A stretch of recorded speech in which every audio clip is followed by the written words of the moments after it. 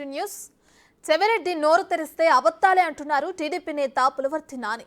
ఇంకా ఏమన్నారో మా ప్రతినిధి దామోదర్ అందిస్తారు.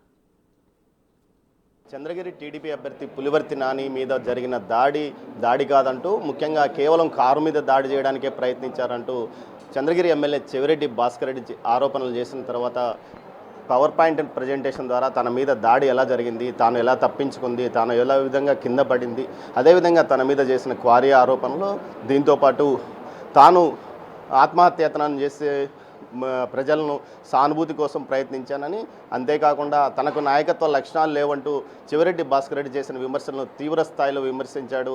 దానికి తగ్గట్టు ధీటుగా సమాధానం ఇచ్చాడు పులివర్తి నాని. ప్రస్తుతం మనతో పులివర్తి నాని ఉన్నారు. ఆయన అడిగి మరిన్ని విషయాలు తెలుసుకుందాం. సార్ చెప్పండి, 14వ తేదీ మహిళా యూనివర్సిటీ వద్ద జరిగిన దాడిలో మీ మీద దాడి చేయలేదు, కారు మీద దాడి చేయడానికి ప్రయత్నించామంటారు. అది గతంలో కూడా మీరు చెప్పారు, మీ మీద ఏది దాడి జరిగింది, ఈరోజు పవర్ పాయింట్ ప్రజెంటేషన్ ద్వారా జరిగింది. ఎందుకు ఆయన ఈ విధంగా చెప్పుకుంటున్నారు? ఆయన కానీ గతంలో జెడ్పీటీసీ కూడా ఇదే విధంగా చెప్పారు. ఎందుకు వాళ్ళు ఈ విధంగా చెప్పాలనుకుంటున్నారు? అంటే కర్మ కర్త క్రియ చెవిరెడ్డి కుటుంబం, దాంట్లో చెవిరెడ్డి భాస్కర్ రెడ్డి, చెవిరెడ్డి మోహిత్ రెడ్డి, చెవిరెడ్డి రఘునాథ్ రెడ్డి, తర్వాత భానుప్రకాష్ రెడ్డి. భానుప్రకాష్ రెడ్డి అనే వ్యక్తి వాళ్ళకి బినామీ. ఆ చెవిరెడ్డి భాస్కర్ రెడ్డి కుటుంబం ఏ స్క్రిప్ట్ రాయిస్తే ఆ స్క్రిప్ట్ జెడ్పీటీసీ గారు చదివారు. అదే స్క్రిప్ట్ని మొన్న పెట్టిన ప్రెస్ మీట్లో చెవిరెడ్డి భాస్కర్ రెడ్డి గారు చదివారు. అంటే దీన్ని బట్టే అర్థమైంది మీకు దీని వెనకాల ఉండే వాళ్ళు ఎవరనేది. జెడ్పీటీసీ గారు పెట్టిన ప్రెస్ మీట్కి సంబంధించిన మ్యాటర్ కానీ, నిన్న భాస్కర్ రెడ్డి గారు పెట్టిన మ్యాటర్ కానీ చదివితే దీని కర్మకర్త క్రియ మీకు నిన్నే అర్థమై ఉంటుంది. దానికి సంబంధించిన విచారణ అధికారులు కానీ, మీలాంటి సీనియర్ సంబంధించిన ప్రెస్ రిపోర్టర్స్ కానీ చూస్తే పత్రికా సోదరులకి ఎవరు చేసినా దీన్ని బట్టి అర్థమవుతుంది. ఇంక దీనిపై నేను ఎక్కువ మాట్లాడదలుచుకున్నాను. ఆ రోజు దాడి జరిగిన రోజు మీకు ఏం దెబ్బలు తగలేదు, నడుచుకుంటూ వెళ్ళారు, మళ్ళీ మామూలుగా ప్రశాంతంగా ఇంటికి వెళ్ళి మళ్ళీ డ్రెస్ మార్చుకొని వచ్చి ఆసుపత్రిలో అడ్మిట్ అయ్యారంటూ ఒక ఆరోపణ చేశాడు. కొన్ని వీడియోలు కూడా ప్రదర్శించాడు. దానికి ధీటుగా మీరు కూడా వీడియోలు చూపించారు. అసలు ఆ రోజు ఏం జరిగింది? మీకు గతంలో కూడా చెప్పా, నాకు ఆర్ఓ గారు ఫోన్ చేస్తే రివ్యూ మీటింగ్కి వెళ్ళినప్పుడు వచ్చి అటాక్ చేశారు. అటాక్ చేసిన వెంటనే ఇంకా నేను డిఎస్పీ స్థానిక చంద్రగిరి డిఎస్పీ గారికి కాల్ చేసి చెప్పా, ఇది మాది నన్ను అటాక్ చేస్తున్నారు సార్ అని. ఎవరంటే పలానా వ్యక్తులు అని చెప్పినాక ఇంకెట్లా చంపుతారని వాళ్ళు దిగి వాళ్ళపైకి వెళ్ళి ఒకటి తన్నే వెంటనే జరిగిన వెంటనే ఒక వ్యక్తి కింద పడ్డాడు. రెండో వ్యక్తి భాను అనే వ్యక్తి సమిట్ తీసుకుని తలపైన మోదటం జరిగింది. మోదినప్పుడు నేను కింద పడ్డా.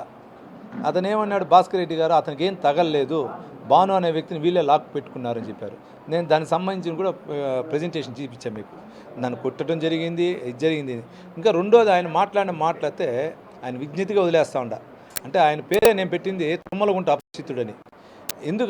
ఎందుకు పెట్టానంటే ఉన్నది లేనట్లు, లేనిది ఉన్నట్లు మాట్లాడే వ్యక్తి అతను. ఇన్నేళ్ళు ఆయన చెప్పిందంతా జనాలు నమ్మారు. ఇప్పుడు నమ్మే పరిస్థితి లేదు.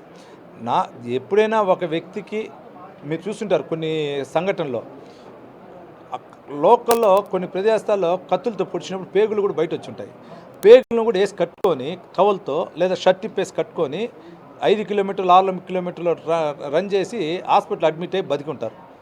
అట్లా నిన్న కూడా నాకు జరిగిన వెంటనే కారులో నన్ను తీసుకొని పోయిన తర్వాత నా గన్మ్యాన్ పెట్టుకోండారనే ఉద్దేశంతో నేను మళ్ళీ అక్కడి నుంచి నడుచుకొని వచ్చాం.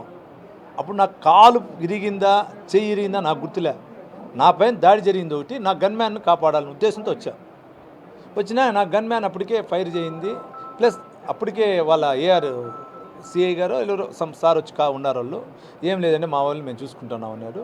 మళ్ళీ ఆ లోపల మాకు సంబంధించిన వాళ్ళందరూ వస్తే ఎక్కడ కానీ చెదురు సంఘటన జరగకూడదు, ఎక్కడ కానీ మా తెలుగుదేశం కుటుంబ సభ్యులు కానీ ఎక్కడ కానీ తొందరపడకూడదని మేము వాళ్ళతో పాటు కింద కూర్చొని వాళ్ళతో ఉన్నా. ఎందుకంటే తొందరపాటు చర్యలు ఏదైనా జరగడం జరిగితే బాగుండదు అనేసి కొంచెం నా వల్ల కాకుండా అట్లే పనుకున్నా కొంచెం నన్ను హాస్పిటల్ తీసుకుపోయారు. హాస్పిటల్ తీసుకుని అడ్మిట్ అయినాక నెక్స్ట్ డే ఆసుపత్రికి పోకుండా ఇంటికి పోయినారు, టీషర్ట్స్తో వచ్చారు అని. ఇప్పుడు హాస్పిటల్కి వెళ్ళినప్పుడు మీరు స్ట్రెచ్చర్లో కూడా చూశారు. హాస్పిటల్కి వెహికల్లో నా వైట్ షర్ట్ చినిగిపోయింది, బ్లడ్ కూడా ఉండింది ఆ షర్టు. అది కూడా పోలీస్ అధికారులు హ్యాండ్ ఓవర్ చేసుకున్నారు మన రోయాలో. షర్టు, నా క్రీమ్ కలర్ ప్యాంట్ అంతా ఉంది, బనీన్ అంతా. నేను ఇంటికి వస్తే బ్లూ టీ షర్ట్ వేసుకొని వచ్చిన అంటాను. అప్పుడే చెప్పాను కదా, అపరిచితుడు నోరు తెస్తే తప్పులని ఇదే అనమాట. నన్ను తీసుకొని హాస్పిటల్ స్ట్రక్చర్ అడ్మిట్ చేశారు. హాస్పిటల్కి సంబంధించిన రెడ్ అండ్ ఏదో వైట్ కలర్ చిన్న చెక్స్ ఉండేది తైలిచ్చారు, నాకు గుర్తు. గన్మ్యాన్ కాల్చకుండా మీరే కాల్చారు, పైకి గాల్లోకి కాల్పులు జరపకుండా మనుషులను లక్ష్యంగా కాల్చారు, ఒక వ్యక్తి ప్రాణాపాయ స్థితిలో ఉన్నాడని కూడా అంటున్నారు. ఇప్పుడు నేను జరిగిన వెంటనే మీరు చూసారు, విజువల్స్ కూడా మీకు చూపించా. దిగి వాళ్ళ పైకి వెళ్ళా, మళ్ళీ నా పైన దాడి చేయరు, నేను కింద పడ్డా, నన్ను ఎత్తి బండ్లు వేసుకుంటున్నారు, మీరు చూశారు. బండి ముందు వెళ్ళిపోయింది, నేను ఎక్కడ ఫైర్ చేశా?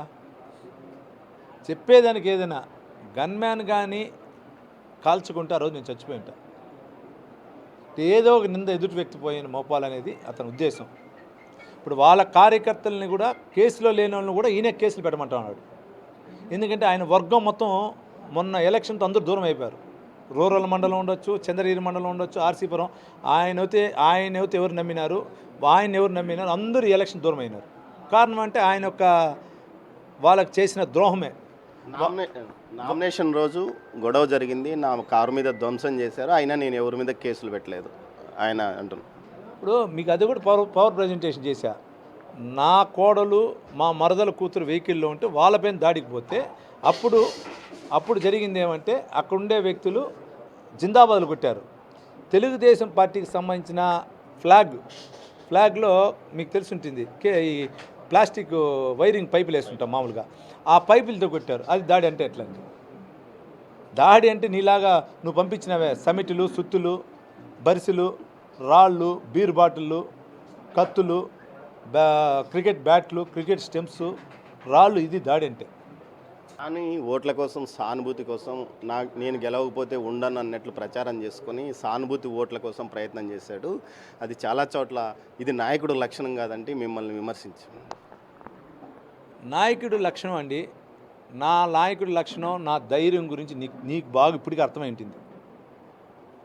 ఎందుకంటే సస్తానాన్ని తెలిసి కూడా నేను పోయి కొట్టను పోయా. నాకు ఒకటే నమ్ముతా, కర్మ సిద్ధాంతాన్ని. ఆయన అంటే నా కర్మ సిద్ధాంతాన్ని నమ్ముతానని. కర్మ సిద్ధాంతం నమ్మే వ్యక్తి ఈ విధంగా ప్రవర్తించడు. పుట్టే వ్యక్తి చనిపోయేదానికి రాత్రి రాసేసి ఉంటాడు. పుట్టినప్పుడే ఎట్లా చనిపోవాలన్నా డిసైడ్ అయినప్పుడు అంతే. ఆ రాత్రిని ఎవరు మార్చలేదు. కాబట్టి నేను భయపడను, నాకు గుండె ధైర్యం ఉంది కాబట్టి నాకు భయపడాల్సిన పనిలే.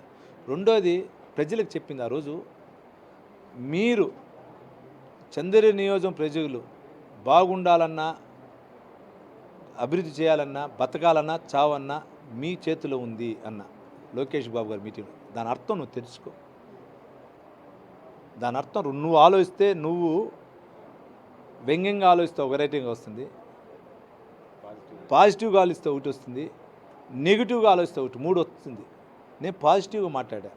చంద్రగిరి నియోజకవర్గం అభివృద్ధి చెంది మనందరూ భవిష్యత్తులు బాగుండాలన్నా, మన బిడ్డల భవిష్యత్తు బాగుండాలంటే నాకు ఓటేనని చెప్పాను. ఇంతమంది మీ మీద దాడి చేసి వచ్చినప్పుడు మీరు వాళ్ళందరికీ తెలిసినా కూడా ఎందుకు మీరు తెలియదని చెప్తారు? అంటే తెలియదని కాదండి, నేను ఎందుకు చెప్తున్నా అంటే నాకు కక్ష సాధింపు లేదు. పోలీస్ అధికారులు వాళ్ళు చూసుకుంటారు. వాళ్ళని నాకు తెలిసిన ప్రకారం మీటింగ్ ఉంది రండి అని పిలిచాడంట. ఇదన్నీ వాళ్ళకు కూడా తెలియదంట. ఇక్కడ మీటింగ్ ఉంది అర్జెంటుగా రండి తుమ్మలగుంటకంటే అందరూ వచ్చారంట. దాంట్లో కొందరు డ్రింక్ చేసి ఉన్నారు, వాళ్ళు ప్రవర్తించినారు. అట్లని నేను అట్లా ప్రవర్తించకూడదు కదా. ఈ 3 రోజుల్లో మా వాళ్ళ పైన 150 మంది పైన దగ్గర కేసులు పెట్టి, నిన్న నైట్ కూడా 36 మంది పెట్టించారు.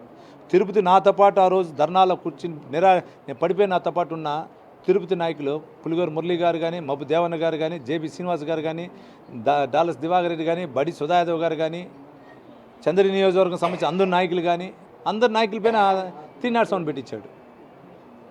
అంటే ఆయన ఎందుకు పెట్టిస్తున్నాడంటే, నేను ఎట్లా పెట్టినాను నువ్వు మా వాళ్ళ పైన పెట్టు, నన్ను ఎవరు నమ్మకుండా ఉండారు, వాళ్ళందరూ నాతో వచ్చి ఇప్పుడైనా నీ వల్లనే నాతో వస్తారనుకుంటాడు.